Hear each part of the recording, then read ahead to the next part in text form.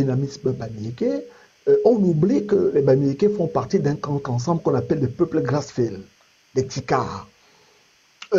Vous avez, pourquoi est-ce que tout le monde repart? Même un bamileke qui est né à Douala, on repart au village. Pourquoi?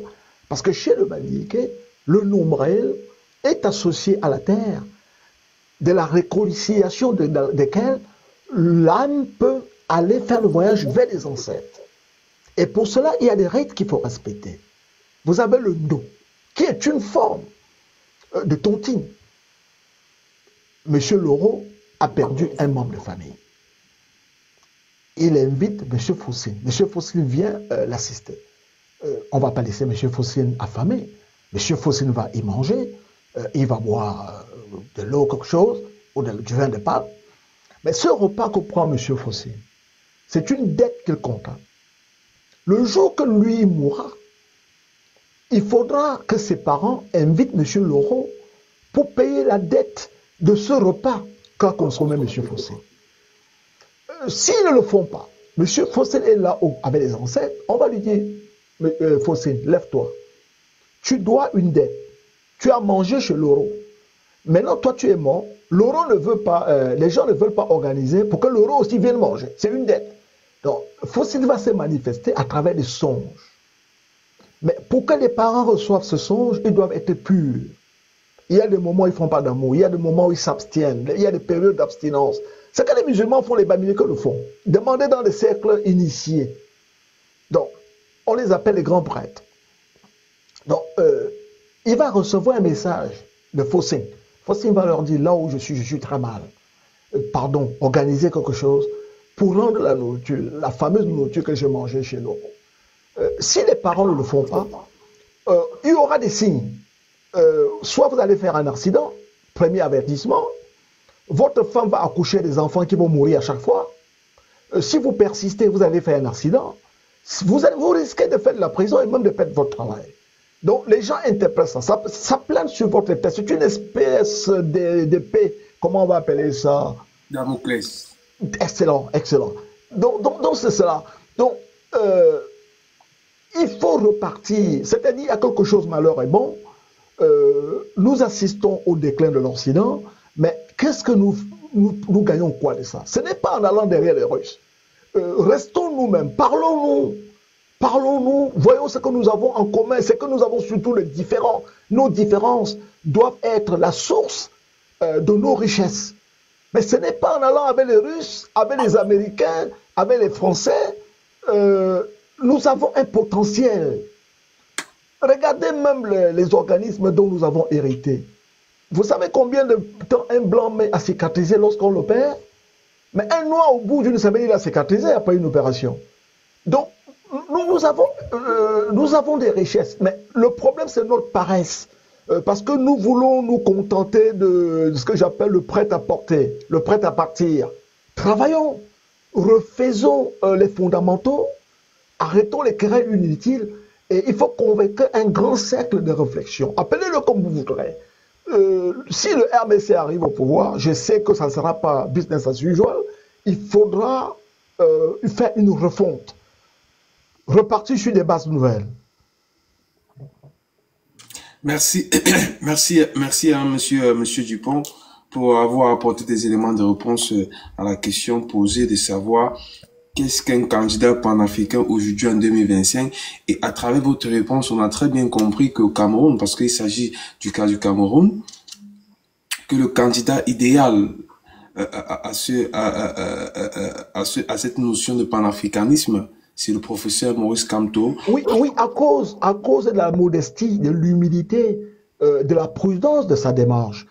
Parce qu'il y a combien... Bon, si vous prenez quelqu'un comme Badakani, il s'est dit aussi panafricaniste.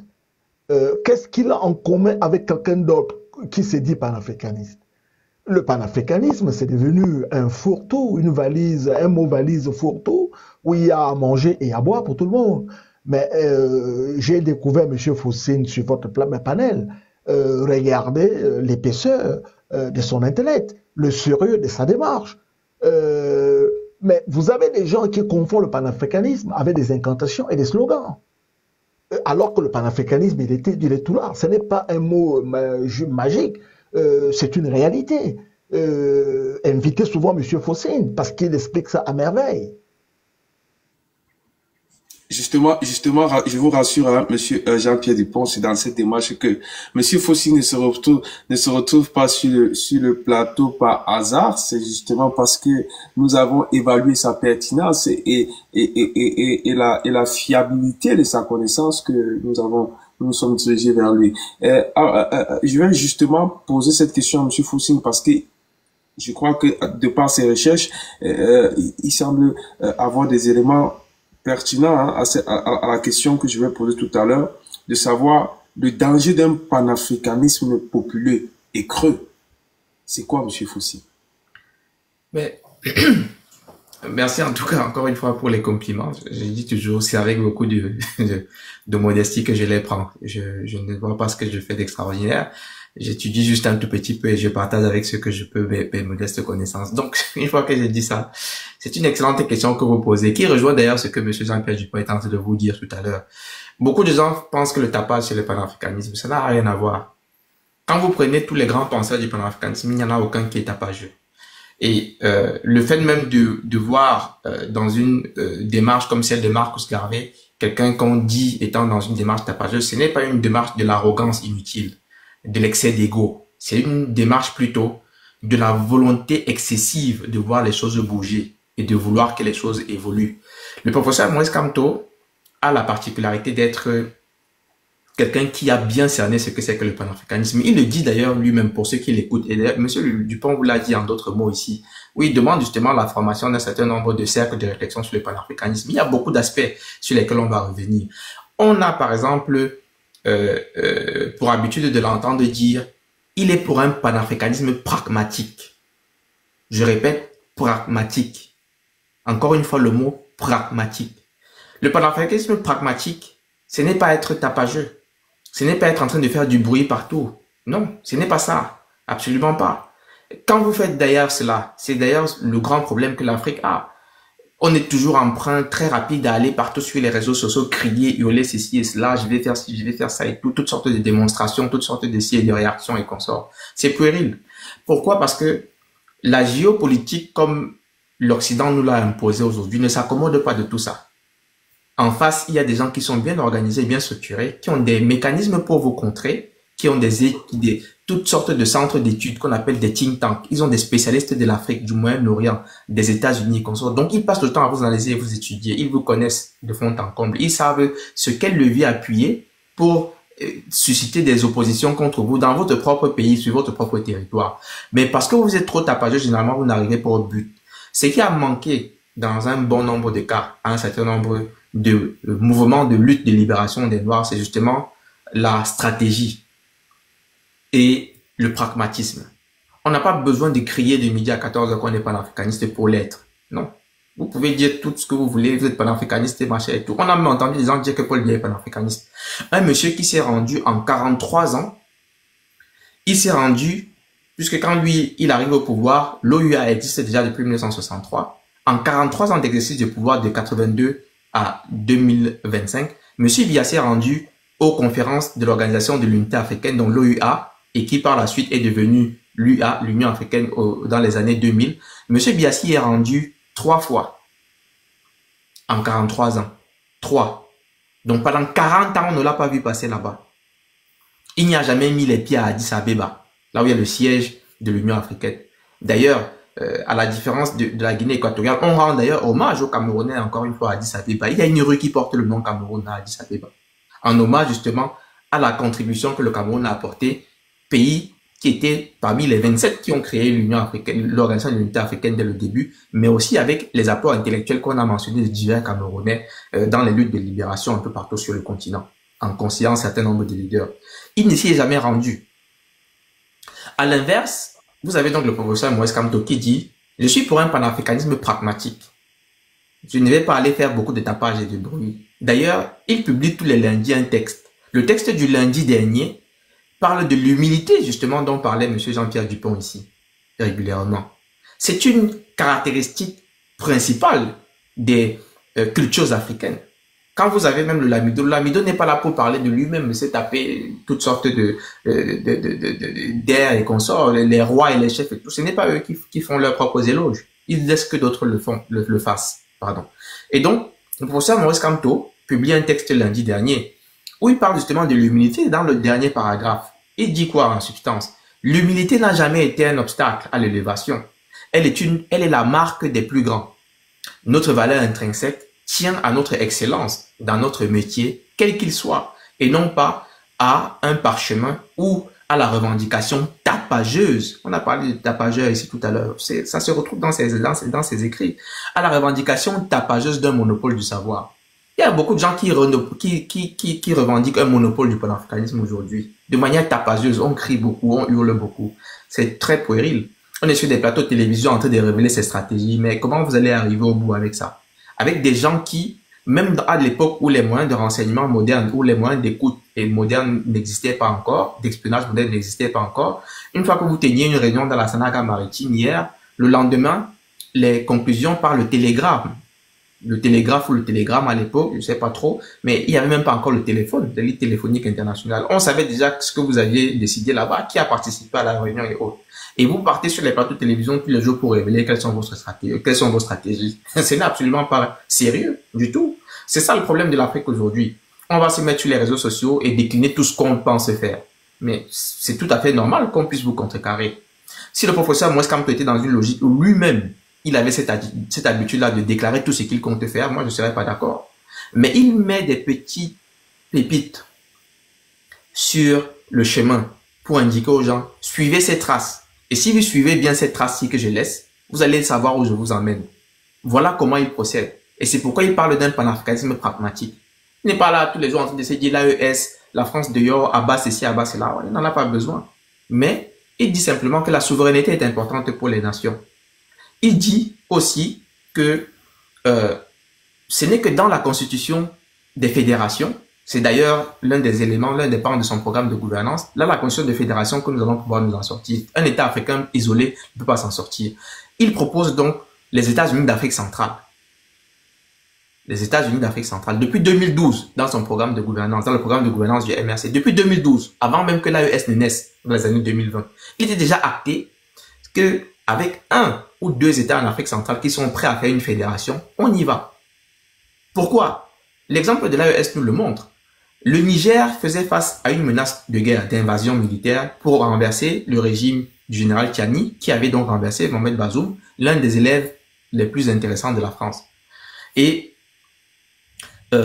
la CEDEAO, totalement inféodée, avec des pays qu'on ne s'attend pas, comme le Ghana, le Nigeria, qui acceptent les propositions venues de l'Élysée de mener une campagne militaire qui est soutenue donc par l'Élysée, commence à mettre sur pied des contingents d'armées. La Côte d'Ivoire dit j'envoie 700 soldats, le Sénégal commence à déclarer le nombre de soldats et de moyens militaires qu'on va mettre à disposition pour aller rétablir l'ordre constitutionnel selon eux au Niger.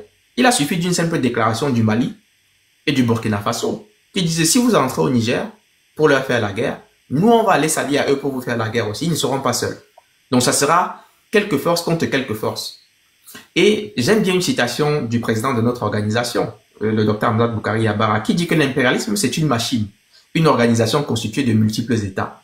Seule une autre machine, une autre organisation constituée de multiples États peut y résister. S'isoler, c'est mourir. Et il termine en disant, je répète, s'isoler, c'est mourir. Donc, c'est ce que Kwame Nkrumah disait aussi d'une autre façon. We must unite or we perish. There is no time to waste. It is African Union now. We must unite or we perish. Il a bien compris que si les autres ne se unissent pas à moi, on passera par certains pour venir me déstabiliser. Et ça va continuer comme cela. Donc, le professeur Kamto n'a pas besoin d'être tout le temps en train de crier son panafricanisme sur tous les réseaux, d'y hurler, d'être tapageur dans la manière dont il envisage le panafricanisme. Mais il est pragmatique dans cette approche-là. Et en cela, vous allez reconnaître un certain nombre d'innovations. D'abord, l'aspect linguistique. De prévoir de faire avec l'ensemble des langues nationales, une langue camerounaise qui va pouvoir être le socle vraiment entre tous les Camerounais. Parce que la langue, c'est le véhicule de la culture, le véhicule de vos valeurs, le véhicule de vos traditions, le véhicule de votre identité. Monsieur Fossine, si vous permettez, je vais devoir m'excuser. J'avais prévenu l'Europiana Tout à fait. Nous avons une grande conférence demain ici à Londres. Peut-être que vous êtes au courant. Je serai le modérateur. Donc, il faut que j'aille me préparer, etc. J'ai beaucoup apprécié et bon, ce n'est qu'un au revoir. On se reverra certainement. On a un rendez-vous déjà dimanche auquel je vous convie. Déjà avec l'European sur les faits marquants au Cameroun, etc. On parlera donc des choses les bien. Mais merci, merci infiniment. Je suis hélas désolé, je dois vous laisser. Ben, Faut que j'ai quelques temps de sommeil. On a une réunion qui commence demain. Tout à Et je fait. vous rendrai compte. avec D'accord. grand plaisir. Merci, Et à très bonsoir. bientôt. Et À je très vous bientôt. appellerai parce qu'il y a quelqu'un qui m'a passé un message pour vous. Donc, je vous appellerai peut-être demain plus tard dans la journée pour essayer de vous passer le message. Mais merci en tout cas pour vos éclairages. C'est dommage, on aura l'occasion de revenir sur cela parce que je crois qu'il est important que nous puissions également bien présenter quelle est l'offre du MRC d'un point de vue du panafricanisme. Je ne vous retiens donc pas plus longtemps. Merci à vous et à très bientôt, Monsieur Dupont. Merci infiniment. Merci, Monsieur Dupont, et à dimanche. À dimanche soir. Oui, donc comme je disais, effectivement, le MRC entend mettre sur pied une langue qui sera une langue camerounaise. Comment est-ce que la langue en question va être réalisée? Il y a pas mal de linguistes au Cameroun qui font des travaux exceptionnels pour transformer nos langues qui sont très souvent orales en langue écrite également, qui peuvent également s'adapter aussi à l'enseignement, c'est-à-dire que la mathématique et autres. On demande simplement à ces linguistes de se mettre ensemble, d'utiliser des éléments de chacune de nos langues, par exemple, c'est-à-dire prendre quelques mots pour constituer l'orthographe de cette nouvelle langue nationale-là, de prendre quelques mots dans chacune de nos langues, de manière à ce qu'aucune langue ne se sente lésée et qu'aucun peuple ne dise on nous impose une langue qui est celle de notre peuple. On prendra donc des éléments de chacune de plus de nos 200 langues pour en constituer une grammaire et un corps orthographique unique qui va permettre donc d'édifier la nouvelle langue qui sera parlée par tous les Camerounais, ce qui va permettre de battre en brèche les clivages ethniques qui consortent. Premier point. Donc ça, c'est le panafricanisme aussi, c'est unir, retourner à nos propres valeurs, à nos propres langues. C'est une langue nationale qui sera donc la langue qui va primer au fur et à mesure progressivement et qui va donc remplacer officiellement donc le français et l'anglais comme langue officielle au Cameroun. Ça, c'est l'un des éléments justement sur lesquels nous nous appuyons. Vous avez autre programme au niveau donc du MRC sur les aspects du panafricanisme qui disent par exemple que il faut un programme de jeunesse fédéraliste d'Afrique centrale. Jeunesse fédéraliste d'Afrique centrale. Vous ne pouvez pas être dans une logique où vous voulez créer les États-Unis d'Afrique et continuer toujours à solidifier et à rigidifier les petites barrières qui ont été héritées de la colonisation. Et c'est dommage que monsieur l'anthropologue, monsieur Dupont, soit parti parce que j'avais prévu justement de montrer comme habituellement un certain nombre d'éléments. Le professeur Moïse Kamto publie régulièrement des textes tous les lundis sur les questions de souveraineté justement. Et quand on va parler justement de la capacité des États à être souverains, je vais essayer donc de parler de quelques éléments bien précis. Voilà des textes par exemple que le professeur Moïse Kamto nous propose. Je vais vous en présenter un certain nombre rapidement et puis je prendrai les prochaines questions donc de monsieur l'Européen. Permettez-moi juste d'installer la caméra de telle sorte que vous puissiez donc voir les textes en question.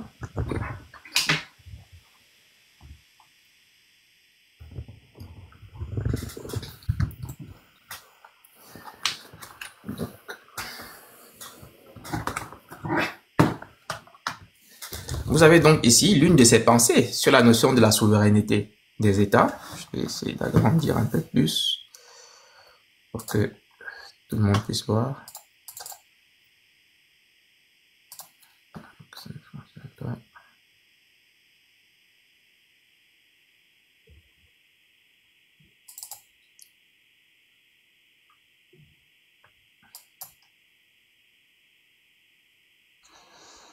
Voilà, je le mets dans un format qui fait en sorte que chacun pourra lire. Hein. Ça, c'est la pensée du professeur Moïse Kamto, numéro 27, en 2024. Il fait un texte tous les lundis. Et d'ailleurs, j'ai fait le décryptage des textes du professeur Moïse Kamto sur ma propre page. Donc, Footing PH, n'hésitez donc pas à me suivre et à venir tous les lundis partager avec nous la perception que nous avons donc des textes du professeur Moïse Kamto. Voilà donc ce que dit le professeur Moïse Kamto sur la souveraineté. La souveraineté est l'essence même de l'État, car elle est synonyme d'indépendance. C'est la capacité d'un État à décider de ses propres affaires.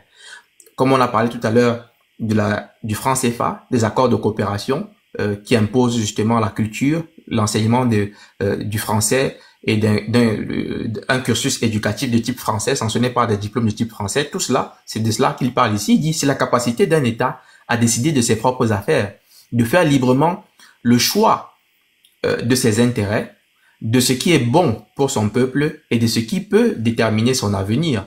Une entité territoriale non indépendante, même dotée d'institutions politiques, ne constitue pas un État au sens du droit et des relations internationales. C'est-à-dire que quand vous avez tous les attributs, vous avez un drapeau, vous avez l'hymne, vous avez un territoire, vous avez un gouvernement, cela ne suffit pas pour prétendre que vous êtes un État indépendant et souverain. Il faut vraiment que vous soyez en capacité de gérer votre propre destin, de décider de vos choix, dans votre propre intérêt, de décider de votre avenir, d'éduquer, de décider de ce qui est bon pour votre peuple, en termes d'éducation, en termes de savoir, en termes de connaissances et tout. C'est ça le panafricanisme, ce n'est pas autre chose. Il ne faut pas être tapageur pour pouvoir le dire et le faire comprendre. C'est simplement faire comprendre aux uns et aux autres que désormais, il faut rompre avec la domination qui nous impose une domination culturelle, qui nous impose une domination du système éducatif. Le Conseil africain et malgache de l'enseignement supérieur est un conseil qui était créé depuis l'époque coloniale et qui fonctionne encore aujourd'hui. C'est des vestiges de la colonisation. Vous avez tous nos diplômes qui sont des diplômes de type français et vous avez l'obligation d'utiliser des manuels acceptés par la France pour pouvoir bénéficier donc de cette garantie de diplôme de type français. Mais nous pouvons décider d'avoir nos propres diplômes à nous. Il y a des pays africains qui ont leur propre système éducatif et leur propre diplôme. Ça ne leur empêche pas d'exister et de faire en sorte que leurs enfants puissent être excellents partout où ils sont dans le monde. Pareil pour la monnaie. Il y a des États africains qui gèrent eux-mêmes leur monnaie, qui impriment eux-mêmes leur monnaie, qui gèrent eux-mêmes leurs réserves de change. Ça ne leur empêche pas d'exister. Ils décident de ce qui est bon pour eux. S'ils ont besoin de dévaluer la monnaie, ils la dévaluent pour pouvoir faire plus d'exportation. S'ils ont besoin de la réévaluer, ils la réévaluent. Donc, il faut cette liberté-là. Et c'est ce que le professeur Kamto dit ici. Le fait pour un État d'être souverain ne peut être qu'une situation transitoire. Le fait pour un État d'être non souverain plutôt ne peut être qu'une situation transitoire. C'est pourquoi, dans ses relations avec les autres États, tout État conscient de sa qualité et de son statut a pour devoir, je dis bien devoir, de se battre en permanence pour conforter ou préserver sa souveraineté. Qu'est-ce que vous voulez qu'on vous dise d'autre? Ils vous disent que vous avez le devoir de vous battre pour vous conforter votre liberté. Voilà en quoi on est dans une logique du panafricanisme. Si préciser que la définition du panafricanisme, c'est une idéologie de totale libération et d'unification de l'Afrique. Donc, on va voir la partie unification. Là, on est sur la partie de libération. Il faut être totalement indépendant de toute ingérence, de toute soumission, de tout diktat. Décider soi-même de tout ce qui est bien pour soi et pour ses enfants. C'est ce que dit le professeur Kamto. C'est pourquoi, dans ses relations avec les autres États, tout État conscient de sa qualité et de son statut a pour devoir de se battre en permanence pour conforter ou préserver sa souveraineté, pour la récupérer ou ne pas la perdre. Donc, pour la récupérer ou ne pas la perdre. Il s'agit d'un enjeu vital. Donc, le professeur Kamto dit que la souveraineté, là, c'est un enjeu vital. La libération, là, c'est un enjeu vital. C'est déterminant. Premier truc. Maintenant, on va passer à la partie de l'unification. Quand on parle de fédération et qu'on sort dans une autre de ses pensées, publiée, la pensée numéro 44, publiée en 2024 également, sur sa page, il nous dit ceci. On ne peut continuer à se lamenter que nos États actuels sont le résultat des frontières arbitraires tracées par les puissances extérieures et continuer à solidifier des nationalismes avortants et à rigidifier des frontières absurdes au regard des réalités sociologiques sur le terrain et de l'ambition de construire une architecture étatique au niveau continental. Construire les États-Unis d'Afrique, construire une architecture continentale, il dit. Donc, vous ne pouvez pas être en train de vouloir dire qu'il faut faire une fédération, qu'il faut l'Union africaine, que les pays africains doivent se mettre ensemble et continuer à vouloir vous baser sur les frontières artificielles tracées par la conférence de Berlin de 1884-1885. Il faut absolument rompre avec ça. Il faut absolument sortir de ça. C'est pour ça que c'est puéril qu'un Camerounais dise « Mais les Gabonais, vous n'avez pas à parler du Cameroun ». C'est totalement faux. Le professeur Kamto est dans une autre vision. Une vision que ce n'est qu'ensemble qu'on peut y parvenir. C'est totalement faux de dire qu'un Sénégalais dise « Mais vous, les Camerounais, ne parlez pas du Sénégal ». Parce que l'indépendance du Sénégal est intrinsèquement liée à l'indépendance du Cameroun. Si ce n'est pas lié, on passera, comme M. Dupont l'a dit, par votre voisin pour venir vous déstabiliser. Et ça s'est vu à maintes reprises sur maintes territoires africains, où on passe par la Côte d'Ivoire pour entrer au Burkina Faso. Après, vice-versa, on passe par le Burkina Faso pour entrer en Côte d'Ivoire. On passe par le Niger pour attaquer celui-ci. On passe par l'Algérie pour attaquer le Mali, ainsi de suite. Ce n'est que comme cela que l'impérialisme procède. Donc, la lutte de libération contre l'impérialisme, c'est une lutte qui doit s'envisager d'un niveau global, d'une manière globale si on veut se libérer. Aucun Africain tout seul n'est en mesure de se libérer. Je vous ai donné la citation de Hamza Boukari Yabara ici, qui disait que l'impérialisme, c'est une machine, une organisation formée de plusieurs pays. Pour s'en libérer, il faut également se mettre dans une logique où on est une machine et une organisation de plusieurs pays. S'isoler, c'est mourir. Ce n'est que ça que vous devez retenir. Donc, même les Camerounais qui vont dire aux Gabonais, ne parlez pas de... Non, c'est totalement faux. On a besoin de parler tous ensemble de nos politiques pour pouvoir se libérer. Le professeur Kamto invite donc ici à oublier les frontières qui ne correspondent pas d'ailleurs à nos réalités sociologiques. Vous avez les femmes au Gabon, les femmes en Guinée équatoriale, les femmes au Cameroun. Vous faites comment pour les séparer? C'est la même chose au niveau du Nigeria. Et comme ça, vous avez des ethnies qui se trouvent de part et d'autre. C'est la même chose partout. Les Peuls se retrouvent au Cameroun, en Afrique de l'Ouest et partout ailleurs. Donc, c'est totalement absurde de continuer à maintenir ces barrières-là. Et il continue donc à dire, les communautés économiques régionales et sous-régionales, souvent conseillées par ceux-là même qui morcellent l'Afrique, ont montré soit leurs limites, soit leur caractère pernicieux du fait de leur instrumentalisation. C'est maintenant que nous devons regrouper, partout où cela est possible, nos États actuels pour construire des fédérations. Voilà, c'est le dernier mot. Pour construire des fédérations. Il n'a pas attendu l'Alliance des États du Sahel. Il était déjà dans une logique où il faut des fédérations pour pouvoir nous libérer et nous battre nous-mêmes et obtenir nos propres indépendances. Donc voilà à peu près la pensée de l'homme sur les questions de la souveraineté, sur les questions de l'indépendance et sur les questions de fédération et de constitution des États-Unis d'Afrique. Donc, je m'arrête là en disant que je vais revenir sur le point qui me semble le plus important par la suite. C'est celui de l'éducation. Là-dedans, il y a encore une autre innovation qui est particulièrement importante et intéressante. La réforme du système éducatif que propose donc le MRC pour sortir d'un système éducatif de type colonial qui avait pour vocation de former les accesseurs de l'administration coloniale ou les remplaçants des administrateurs coloniaux, mais qui n'était pas basé sur notre propre narratif, notre propre histoire, notre propre réalité. Il faut donc changer cela aussi. Et on va le voir par la suite. D'accord. Comme j'ai dit tout à l'heure, je propose, parce que cette soirée était un peu dédiée au panafricanisme, mais j'ai dit tout à l'heure, Monsieur Foussine, vous avez ouvert une brèche qui me permet n'est-ce pas, de voir avec vous une box pour vous convier davantage à venir détailler les différents plans, les différents chantiers du MRC sur notamment l'aspect de l'éducation qui me semble également être très important et dont je pense que je serais obligé de me référer à vous pour organiser un live, un direct pour justement en parler de cette question. Ça sera avec grand plaisir, Monsieur Leroux, mais vous avez aussi eu Claude Wilfried Ekanga qui est également très calé sur les questions justement du programme de gouvernance du MRC et qui lui-même à la base est d'abord panafricaniste avant de devenir militant du MRC exactement comme moi. C'est le même parcours à peu près. Mais il est encore plus calé que moi, il sera aussi très indiqué pour édifier les Camerounais sur la proposition du MRC. Mais j'accepte l'invitation volontiers d'un point de vue personnel. D'accord, merci pour cette alternative que vous me proposez aussi. Je prends acte. Cependant, Monsieur Fossing, je crois que nous avons atteint, n'est-ce pas, l'essentiel nous avons fait l'essentiel de notre direct et vous avez répondu à l'ensemble des questions qui me semblaient très importante et je pense que vous avez apporté des éléments de réponse factuels et plutôt convaincantes pour certaines personnes qui nous ont écoutés ici. Et je voudrais donc à la suite de cela dire ou alors demander à Dame Chantal si elle est là dans les commentaires pour qu'elle monte nous faire la synthèse et on verra dans quelle mesure ensuite prendre 2 ou 3 questions. D'accord. Donc, permettez-moi juste, avant qu'on ne puisse clôturer, donc, de faire écouter un petit extrait. Mais on reviendra dessus par la suite. Je vais vous faire écouter un petit extrait, justement, de la rencontre du professeur Moïse Kamto avec le corps enseignant.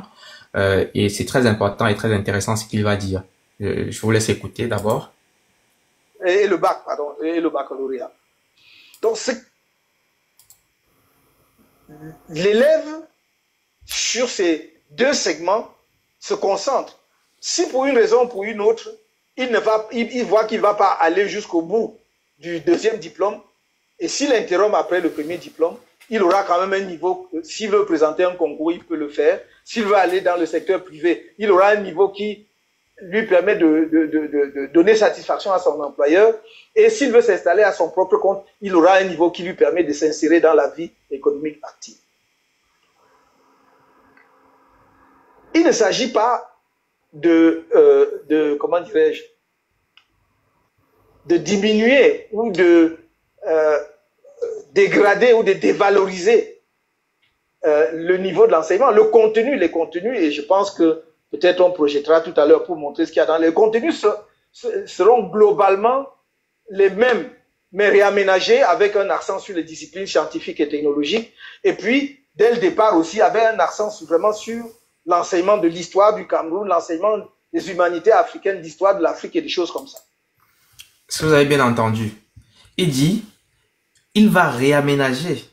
Le MRC entend donc réaménager avec le professeur Moïse Kamto le système éducatif. Pas pour enlever tout ce qui s'y trouve actuellement, mais pour y introduire, il dit dès le début. Ça veut dire que dès que l'enfant commence à aller à l'école, dès le début, on introduit l'histoire du Cameroun, l'histoire de l'Afrique et globalement ce qu'on appelle les humanités classiques africaines. Parce que quand vous introduisez les humanités classiques africaines, ça veut dire que toutes les notions que nous sommes en train d'invoquer ici de panafricanisme et consorts sont introduites. Ça veut dire aussi que vous mettez des noms, les figures que nous avons enseignées ici là. Ça veut dire que vous mettez l'idéologie que nous avons enseignée ici. Et une fois que vous le faites, les enfants sont déjà équipés. Ils n'auront pas besoin de souffrir comme moi pendant 13 ans pour apprendre en autodidacte tout ce que je sais aujourd'hui. Ce sera déjà ce qui leur sera enseigné à l'école.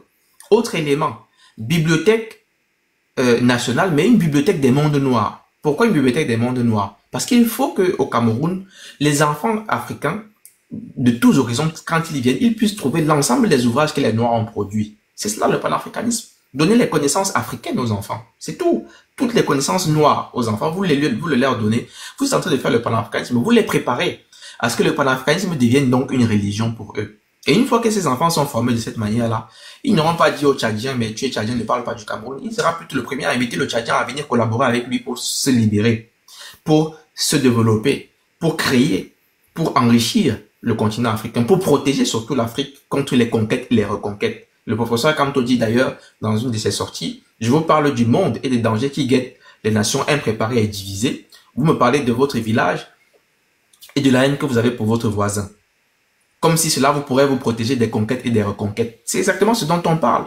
Il n'y a qu'une histoire de conquête et de reconquête dans l'humanité. Donc, c'est important et capital que vous soyez conscient de cela et que vous soyez préparés pour mener les batailles. Beaucoup d'autres aspects sont évoqués, des aspects de défense et consorts. Dans la pensée de Kamto, dans la pensée du professeur Moïse Kamto, il le dit. Mais les gens ne lisent pas et ne l'écoutent pas suffisamment. Mais il n'est pas tapageur. Il ne va pas aller crier beaucoup sur les réseaux ou sur une chaîne panafricaniste, soi-disant, pour dire voici ce que je vais faire, voici ce qu'il faut faire. Par contre, comme je disais tantôt, dans son passage, il laisse des repères, des balises, que quand vous suivez, vous savez là où il est en train de vous mener. C'est un révolutionnaire du panafricanisme. Si vous mettez les humanités classiques africaines, et il mentionne Cheikh Anta Diop dans la suite de la vidéo, si je ne me trompe pas. Voilà ça. Ah, sinon, globalement, on va juste enlever les matières superflues qui ne sont pas nécessaires pour donner en fait un poids plus. Je pense qu'il doit mentionner Cheikh Anta Diop dans cette partie-ci. Voilà ce que nous proposons. Et nous... Bon, je vous laisserai ça pour le live là où nous parlerons plus amplement donc du programme de gouvernance du MRC. Mais c'est une propre révolution, honnêtement, à tous les points de vue. Ce n'est que la connaissance qui peut nous libérer. Cheikh Anta Diop disait, armez-vous de science jusqu'aux dents. De science jusqu'aux dents. Parce qu'à connaissance égale, la vérité triomphe. Donc, il faut avoir les connaissances. Moi, si je dois m'asseoir aujourd'hui pour parler avec quelqu'un qui va venir parler de la thèse de l'infériorité, de l'inégalité des races, comme quoi la race blanche est supérieure à la race noire, je vais rigoler à son nez. Je vais apporter les preuves scientifiques, mais vous rigolez ou quoi? C'est nous qui sommes le berceau de l'humanité. C'est nous qui vous avons donné tout, y compris les sciences, l'éducation, la médecine, la philosophie, l'astronomie et consorts. C'est nous qui sommes les pères de tout ça. Vous êtes venus voler ça chez nous. Donc, vous n'avez pas à venir vous vanter de quoi que ce soit. S'il y avait des gens qui avaient été bien formés dans la salle, lorsque Nicolas Sarkozy dit que l'homme africain n'est pas assez entré dans l'histoire, on lui aurait fermé le claquet, le clapet en lui disant, mais, modifiez rapidement votre discours. l'Afrique, c'est le berceau même de l'humanité d'un point de vue des civilisations. Je pense que Monsieur Fossing, vous avez dit des choses, hein, et que ceux qui ont des oreilles pour entendre, j'espère qu'ils ont entendu, parce que le but ici, c'est que vous puissiez avoir davantage de savoir, de connaissances, que vous puissiez être assez armé pour répondre face à l'ignorance, pour répondre parfois face à la condescendance que veut exprimer Et également à la désinformation. C'est ça le plus grand danger. Beaucoup de gens qui font beaucoup de bruit sur les réseaux, ils sont dans la désinformation totale. On vous dit que Monsieur Biya est un grand panafricaniste, qu'il a rompu les accords, que c'est lui qui a libéré la République centrafricaine de la France et consorts. Pourtant, lui-même, il est tous les jours en France. Il s'est dit lui-même le meilleur élève de la France. Il va rendre compte du grand dialogue national à Emmanuel Macron, grand dialogue national qui se tient dans son pays, à 500 mètres de son palais. Il ne va pas au grand dialogue, mais il part rendre quand même compte du grand dialogue en question. Il n'en a rien à cirer de vous, les Camerounais, mais il a quelque chose à cirer de son maître et il doit aller rendre compte. Et il le fait. Son propre maître lui dit, si tu ne libères pas le professeur Kamto de prison, je ne veux pas te recevoir à Lyon. Et Monsieur Dupont l'a rappelé ici, en Mondo Vision, quelqu'un a interpellé Macron, donc un activiste interpelle Macron dans des salons, et puis il déclare que non, j'ai précisé à Monsieur Biya que s'il ne libère pas le professeur Kamto, il ne vient pas. Mais ça veut dire que tu es inféodé, c'est toi-même qui montres toutes les preuves que tu es inféodé. Et donc, on peut pas dire en même temps que tu es inféodé, on peut pas voir plutôt. En même temps, on ne dit pas, on voit que tu es inféodé à la France. Et les gens sont en train de dire que tu es le plus grand panafricaniste qui ait jamais existé, tu es le plus grand révolutionnaire stratège qui ait jamais existé. C'est ça, c'est la désinformation qu'il faut totalement combattre. Mais c'est une mode. Et comme les anciens disaient, c'est une mode qui va passer. Parce que les vrais panafricanistes sont là aussi, ils sont dans l'ombre, mais ils travaillent. Ne pensez pas qu'on ne travaille pas. Nous travaillons. Il faut simplement nous soutenir. C'est anormal que nous ayons des lives comme ceci où nous serons que 150. Si c'était un live de célibataire, vous aurez 5000 personnes connectées, mais surtout les cadeaux que la personne aurait déjà reçus actuellement, il aurait peut-être de quoi acheter 10 livres. Moi, j'ai besoin de me procurer des livres, mais je ne peux pas le faire plus que ce que mes modestes moyens me permettent de faire. Mais quand je vous parle ici, je vous parle toujours en vous présentant des ouvrages. Il n'y a que des ouvrages autour de moi. J'ai oublié d'ailleurs de vous présenter cet ouvrage. Jeanne Chantal est là, je vais terminer par là. Magnifique ouvrage sur le panafricanisme. Regardez d'abord l'Afrique. Si on vous dit que l'Afrique, ce n'est pas le continent le plus beau, mais vous faites comment? Regardez cette femme en couverture. Regardez-moi ça. Comment on fait? Moi, j'ai dit, on dit que la femme africaine est belle, machin, comme ça. J'ai dit non, ce n'est pas ça. C'est qu'il y a la femme africaine et après, il n'y a plus rien. C'est tout. Mais ce n'est que la couverture d'un livre. Par contre, le livre est plus intéressant que la femme sur la couverture. Mais elle est magnifique, cette femme. Regardez. Un vrai bijou. Le livre s'intitule Nouvelle le panafricanisme au XXe siècle. Un certain nombre d'auteurs retracent complètement l'histoire et l'historique du panafricanisme. C'est un ouvrage collectif sous malheureusement l'égide de la francophonie, mais il n'en demeure pas moins que ce sont que des Noirs qui y ont travaillé pour restituer un peu l'histoire de l'Afrique et du panafricanisme. Je vous recommande vivement cet ouvrage. C'est des ouvrages précieux qu'il faut détenir si vous voulez comprendre ce que c'est que le panafricanisme. Voilà. Donc, mais pour ça, il faut avoir les moyens. Je voyage, je vais en Guadeloupe pour chercher. Je voyage, je vais au Burkina Faso. C'est toujours dans le cadre des recherches. Je vais au Cameroun pour vous faire des lives et consorts pour rechercher sur l'histoire de notre pays. C'est des moyens colossaux que cela demande. Même si on ne fait pas toujours de bruit, beaucoup sont habitués au bruit. C'est ça le vrai souci. Et c'est ça qui dérange chez nous. J'ai fait un voyage au Cameroun le week-end dernier et personne n'était au courant. Mais je suis allé, c'était toujours dans le cadre de ce que nous sommes en train de faire ici, la résistance nationale. Je n'en dirai jamais un mot. Mais n'en demeure pas moins que j'ai mis les moyens qu'il fallait pour aller contribuer à ma façon aussi. Donc, on a un gros devoir devant nous. Et c'est à nous, le peu de personnes qui sont sérieuses. Si vous êtes 150 là sur le live maintenant, c'est à vous de faire en sorte que tout cela puisse aller de l'avant. Soutenir le professeur Moïse Kamto, l'écouter, lire bien ses pensées, appliquer ses préceptes. Sinon, on va continuer à aller sur les panels, se continuer à s'étriper, s'insulter et comme ça, ce qui n'est absolument pas intéressant du tout. On a beaucoup plus intéressant que ça à faire. Il y a tellement de choses d'ailleurs qu'on a enseignées et à partager pour être là en train de s'étriper. Quand moi je vois ça, je dis, c'est tellement dommage parce que il y a tellement de vraies choses sur lesquelles on pourrait être en train de discuter que de rester là, continuer à s'étriper, tel et tel, moi je suis tel, moi je suis tel. Et puis quoi? Le professeur Kamto vous dit, il vous appelle à l'humilité. Hein? La dernière pensée qu'il a lue, Je vais terminer par là, je laisse la parole à Jeanne. La dernière des pensées du professeur Moïse Kamto qui a été Quand tu dis publiée que lundi tu vas dernier. terminer, hein? Oui, je termine vraiment par là, je sors vraiment par là. Si je dis encore un autre mot après cette lecture-là, tu fais tout ce que tu veux de moi. De toutes les façons, tu sais que je te respecte et que je t'écoute. Donc si tu dis que je ferme mon clapet maintenant, je le ferme. Ça, il faut le dire, je ne m'en cache pas. Jeanne, c'est quelqu'un que j'ai trouvé au MRC, avec qui je collabore et que je respecte énormément pour son engagement et pour sa façon de donner de son énergie pour la libération du Cameroun. Elle ne fait pas peut-être beaucoup de bruit comme certains, mais n'en demeure pas moins que ne vous trompez pas. C'est une femme qui travaille énormément. Si vous la réveillez à 3 heures du matin qu'il fallait mener un combat, si vous dites qu'à 3 heures il faut mener un combat, attendez-vous qu'à 2h30 elle sera déjà sur le pied de guerre. Et je dis pas ça pour encenser, je ne suis pas de ceux-là. Je dis parce que d'expérience vécue, je vais te rappeler à toi-même, Jeanne, dans le contexte de survie Cameroun Survival. Nous avons travaillé parfois jusqu'à 2h, 3h du matin. Je ne parle pas donc de choses que je n'ai pas vécues ici. Il ne s'agit pas d'encenser quelqu'un inutilement, de dire des vérités. Donc il y a des gens qui se battent, qui travaillent et je n'en fais partie avec un grand sérieux. Donc si elle me dit de la fermer, je la ferme simplement. Je peux quand même lire le dernier élément ou je ferme ma gueule, Jeanne. Si tu devais fermer, tu devrais fermer ça depuis, hein. Je lis donc rapidement le dernier texte du professeur. Je vais d'ailleurs faire un live dessus ce week-end. Ce sera probablement samedi soir. Parce que je n'ai pas pu le faire lundi dernier, justement parce que j'étais au Cameroun. Étant parti vendredi, je suis revenu lundi. Lundi soir, j'étais donc dans le vol. Je m'excuse d'ailleurs auprès de tous ceux qui me suivent généralement pour n'avoir pas pu faire ce live-là. Mais j'étais dans un vol ce lundi soir-là, donc je ne pouvais pas. Le professeur Kamto dit ceci donc dans son dernier texte du lundi dernier. C'est la pensée numéro 63. Ça fait 63 semaines qui n'a jamais raté une seule semaine. Qu'il soit malade, qu'il soit bien portant, qu'il soit content ou mécontent. Tous les lundis, il vous partage un texte pour partager avec vous sa pensée. Qu'est-ce qu'il dit donc lundi dernier?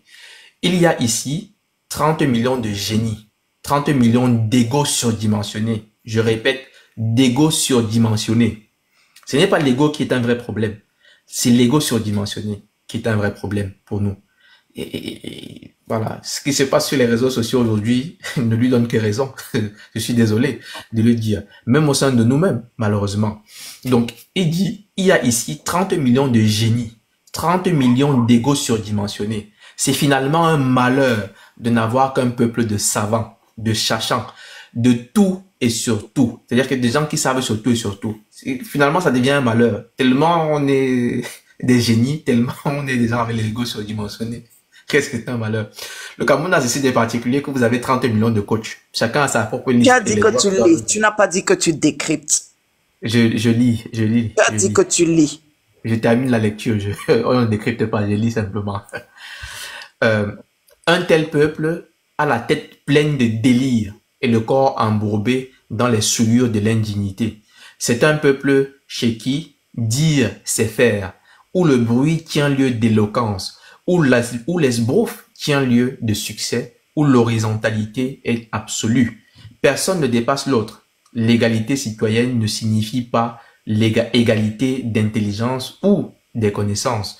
Une société de progrès et une nation forte sont celles des compétences diversifiées, fondées sur le respect de la dignité humaine, mais comportant des stratifications sociales sous-tendues par l'horizontalité de la participation et du respect, mais gouvernées sur la base de la verticalité sans laquelle la société serait paralysée par l'inertie et la nation dépourvue de direction.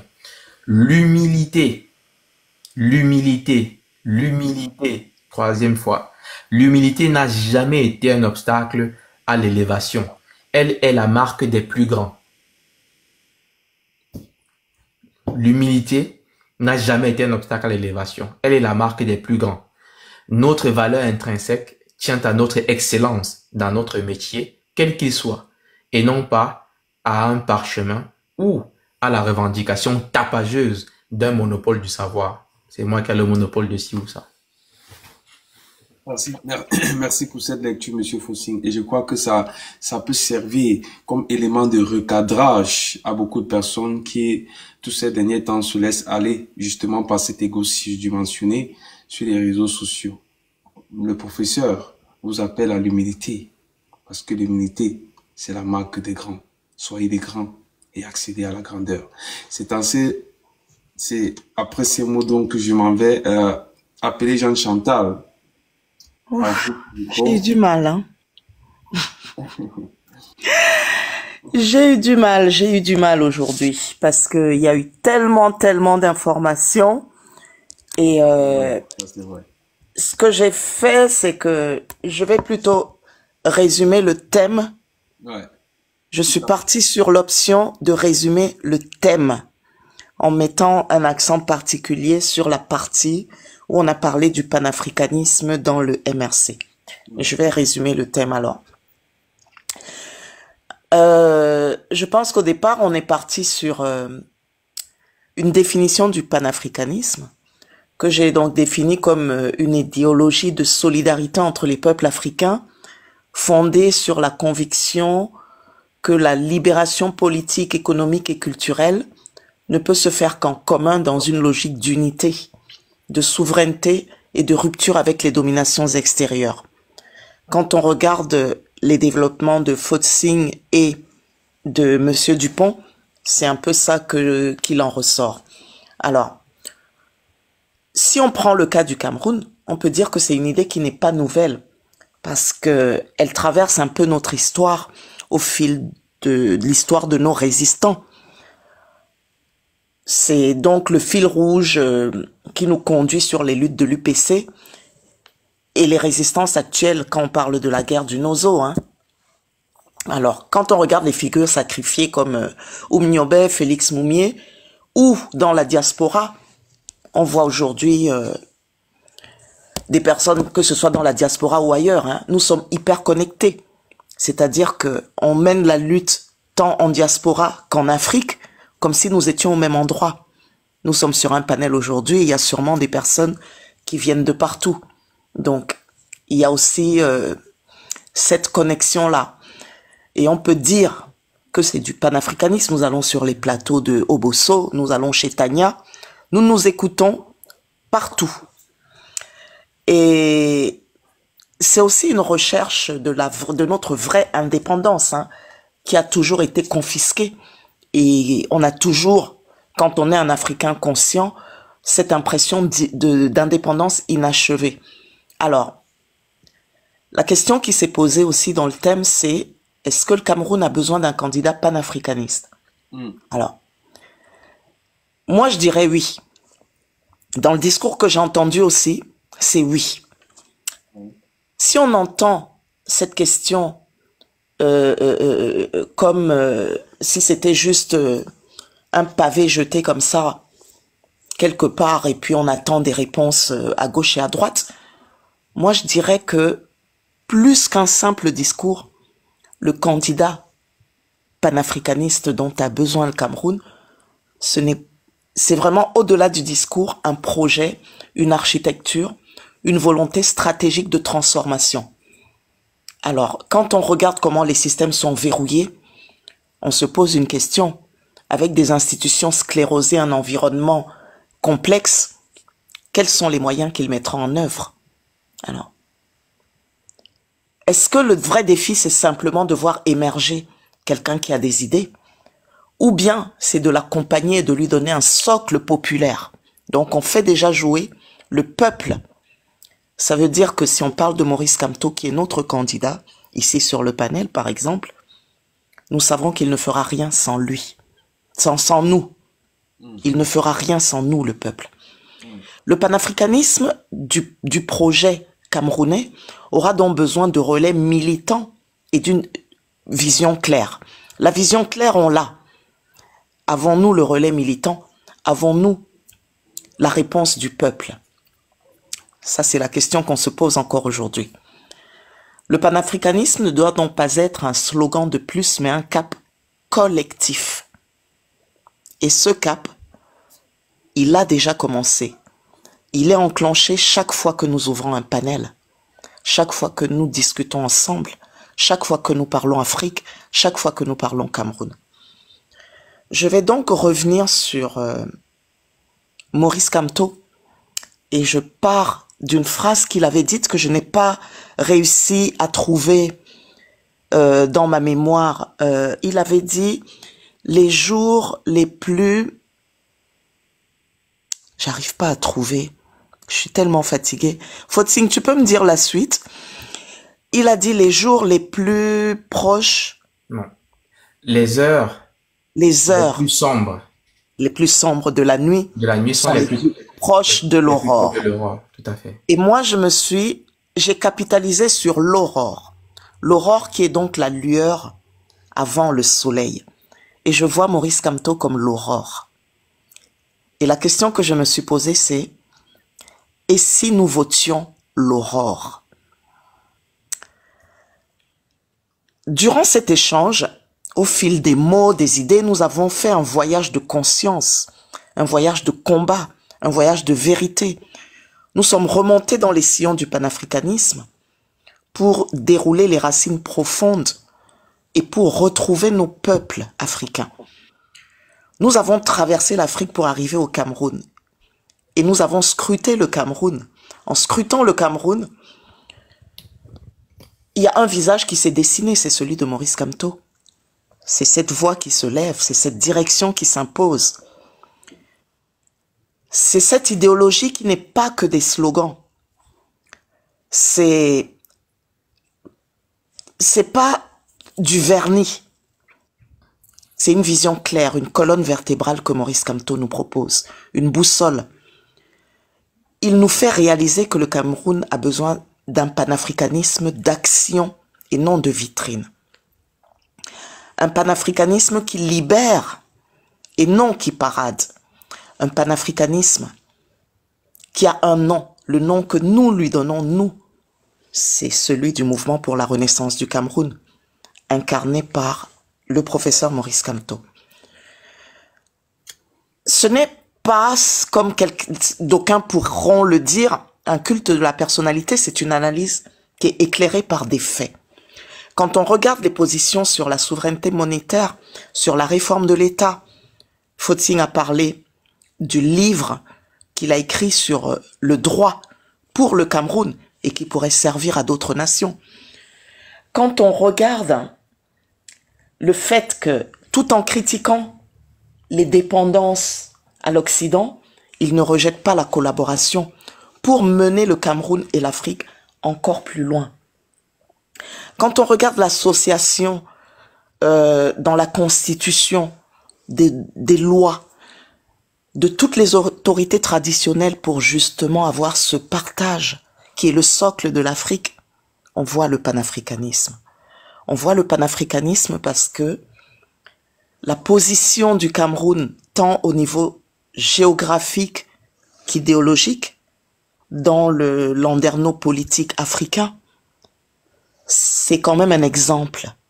C'est un peu comme si on attendait que le Cameroun pense pour que ça se répercute sur les autres.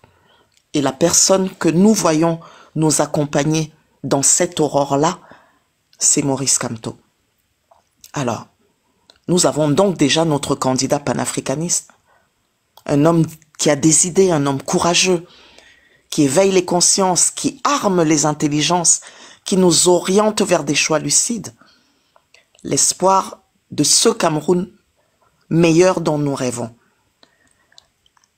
Avec ce programme-là, l'aurore n'est plus un mirage. C'est la fin de la résignation, ce que on appelle aujourd'hui résilience. Et c'est donc le signal de ce lever du soleil. L'aurore, ce n'est donc pas demain, ce n'est pas après-demain, c'est maintenant. Et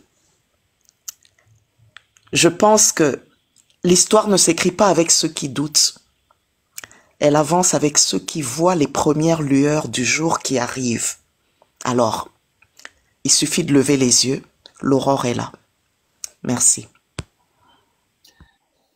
Merci Jean Chantal, merci. Comme toujours, votre éloquence, votre pertinence, votre intelligence est au rendez-vous. Je vous remercie énormément pour cette synthèse que vous avez faite à votre manière, mais qui a surtout ressorti toute la quintessence de ce débat. Et voilà, j'espère que pour les auditeurs, vous avez, n'est-ce pas, pour ceux qui ont été absents, vous avez vu en gros tout ce qui a été dit au courant de ce débat. Je vais prendre exceptionnellement 2 questions pour M. Fossing, qui sont déjà en attente, s'il en a convenance, bien sûr. Oui, on peut prendre 2 questions. D'accord. Cependant, avant, je vais demander à Jean Chantal si elle a quelque chose d'autre à ajouter. Je vais descendre. Je vous écoute d'en bas. Merci beaucoup, Jean Chantal. Donc, bonne nuit, Jeanne, et merci encore une fois pour, voilà, pour ces merveilles que tu produis régulièrement.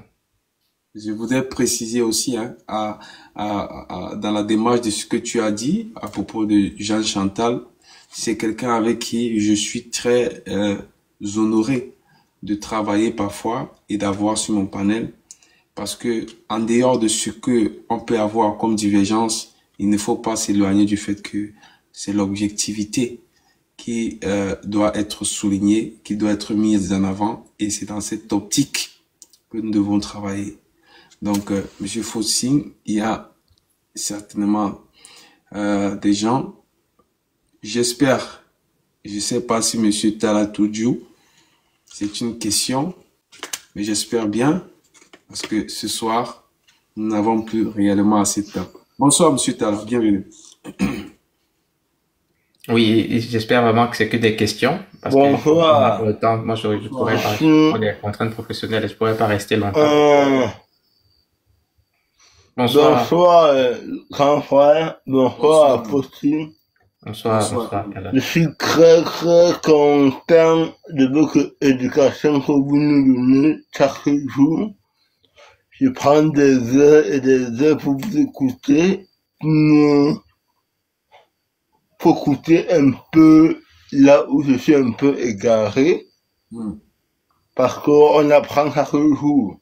Tout à fait. Et c'est vous l'exemple de notre pays qu'on va voir. Parce que expliquer à la jeunesse, prendre le temps que vous prenez, ça s'appelle de l'amour. Pour éduquer la jeunesse.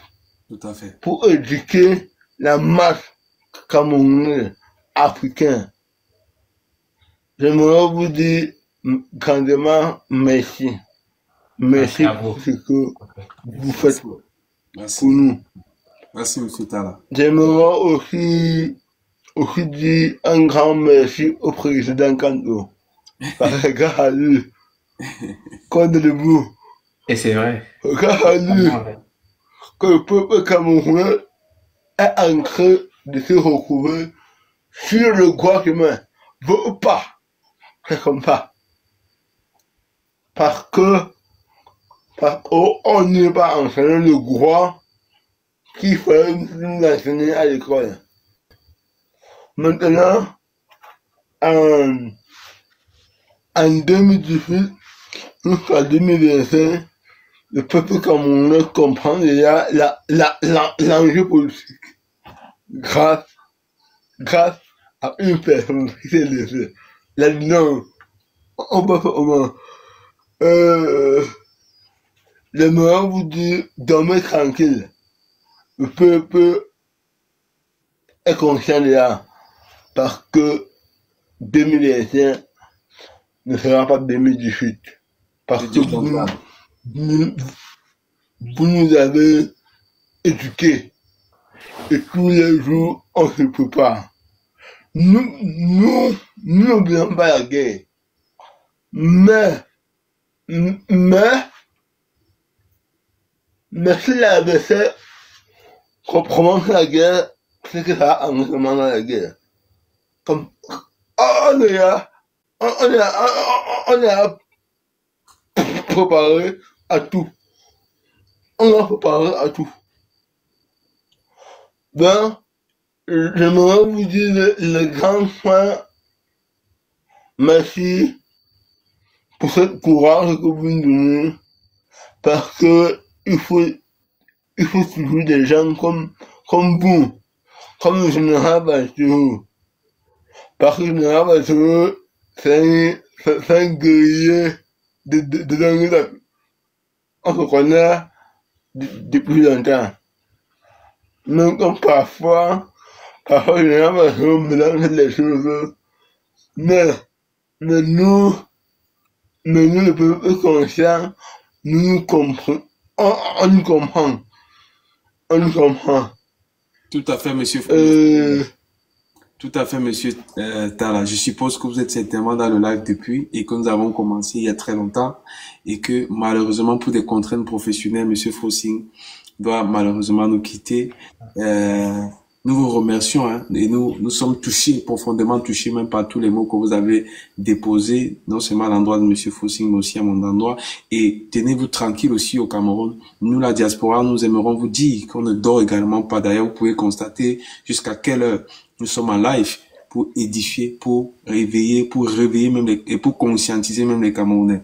Donc, sur cet aspect-là, ne vous dérangez pas. Nous vous remercions pour le mot de force, hein, pour la force que vous nous avez apportée ce soir. Ça nous reconforte de savoir qu'au Cameroun, nos voix résonnent jusqu'au Cameroun. C'est un plaisir.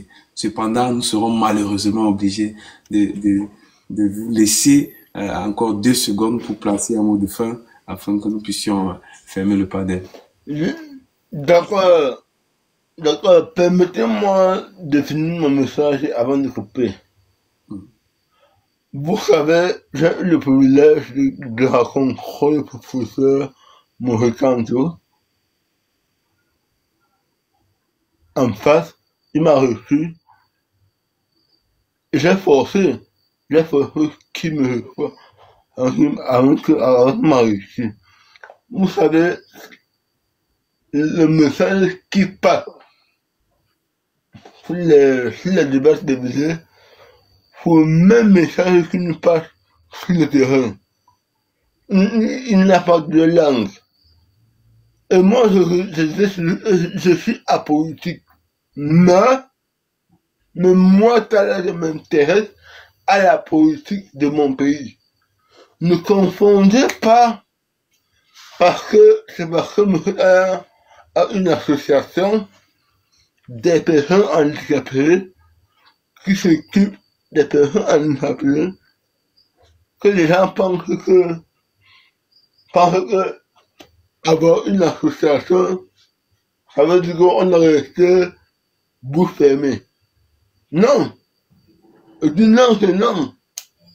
Parce que si notre gouvernement mettait des dispositions en place pour des personnes handicapées, c'est qu'aujourd'hui, je n'aurais pas créé une association pour bagarrer par une arme, pour aider mes semblables grâce aux réseaux sociaux.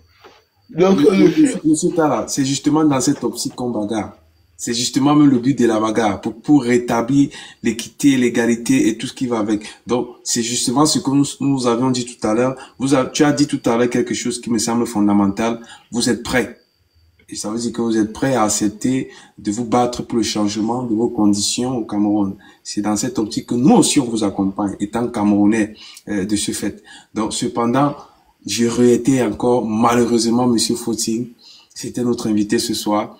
Et je crois qu'il a déjà assez apporté de sa contribution. Comme ça, il faut préciser que il a fait de manière sacerdotale, hein, sans attendre, même si on attendait des encouragements, parce que Monsieur Fossing l'a dit.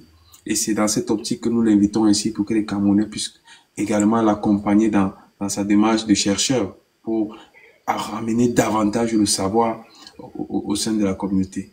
Monsieur Tala, c'était un plaisir de vous avoir reçu sur le panel. On certainement, une prochaine fois, on vous donnera l'occasion de vous exprimer plus amplement. Mais ce soir, malheureusement, nous sommes appelés à se séparer illico presto. Nous sommes désolés. D'accord. À bientôt, Monsieur Tala. Il faut continuer la mobilisation, rester debout. C'est vraiment un grand message d'encouragement que de vous voir aussi combatif, aussi prêt à vous lever pour vos droits, pour que le Cameroun connaisse une ère de justice, une ère d'équité et d'égalité, une ère où chaque Camerounais pourra bénéficier justement des retombées des immenses richesses, d'abord humaines, mais aussi matérielles, dont notre pays a été doté. Donc, continuez à mobiliser autour de vous, à sensibiliser, et puis on va tenir tous ensemble bon pour que d'ici octobre 2025, que nous puissions tous ensemble célébrer l'aurore et le jour qui va se lever sur notre pays, notre nation. Merci, Monsieur Tala, merci bien. Au revoir, Monsieur Tala. Je vais laisser Monsieur Fossing donner son mot de revoir, et puis on va passer à la fermeture du panel. Oui, il ne peut pas y avoir un mot vraiment de revoir, parce que malheureusement, nous sommes dans une lutte qui dure depuis des centaines d'années.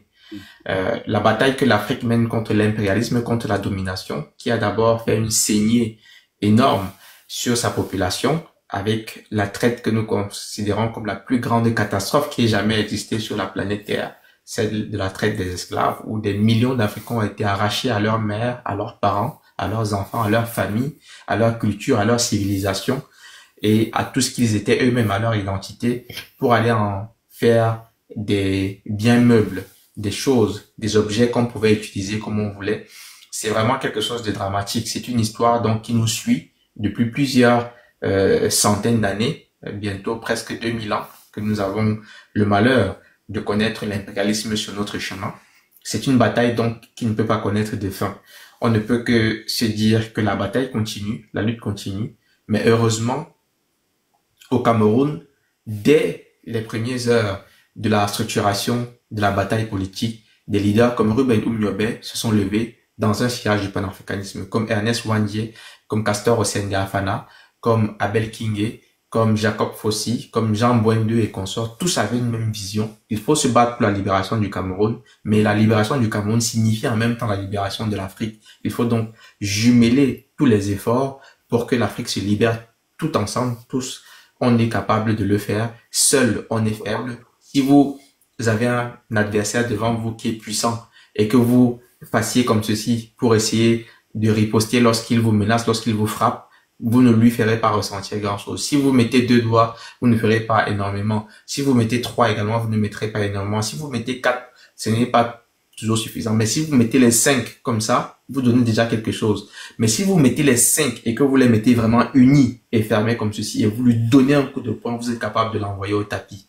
C'est donc pourquoi il est indispensable que tous les fils d'Afrique, partout là où ils sont, comprennent la nécessité impérieuse de se mettre tous ensemble, en point fermé, unis, pour se battre contre l'impérialisme. C'est le discours que le professeur Moïse Kamto passe régulièrement dans sa pensée, également dans son programme de gouvernance. Ce n'est que de la seule façon par laquelle l'Afrique connaîtra la renaissance africaine, qui est appelée, elle aussi, exactement comme la renaissance du Cameroun est appelée. Et vous voyez très bien qu'à chaque fois, on se retrouve toujours avec le même mot du mouvement pour la renaissance du Cameroun. La renaissance est donc indispensable, mais elle est d'abord un mouvement intellectuel, une pensée, une manière projetée, une manière non tapageuse, une manière humble, sans gros bruit, sans se vanter, d'approcher la lutte qui est la lutte de notre peuple, parce que c'est le peuple le plus puissant, la toute première civilisation sur la terre, avec des hommes qui sont immenses, qui ont laissé des pas de géants à l'histoire de l'humanité. Quand on s'inscrit dans cette lutte-là, il faut y aller vraiment en toute humilité et apporter simplement sa petite pierre à la bataille. C'est ce que j'essaye de faire à mon modeste niveau, et je souhaite qu'un jour on retienne simplement de moi quelqu'un qui a été fermement engagé pour l'Afrique avec honnêteté, quelqu'un qui a été sincère envers son continent et sa race. C'est tout ce que je souhaite, et pour ça c'est le panafricanisme qui est la réponse pour moi comme pour nous tous. Merci. Que votre souhait soit exaucé, Monsieur Fossing. Non, soit ainsi. Je vous remercie encore une fois de plus d'être passé. C'est un plaisir. On programmera donc les prochains échanges plus tard. Mais oui, il faut vraiment revenir dessus.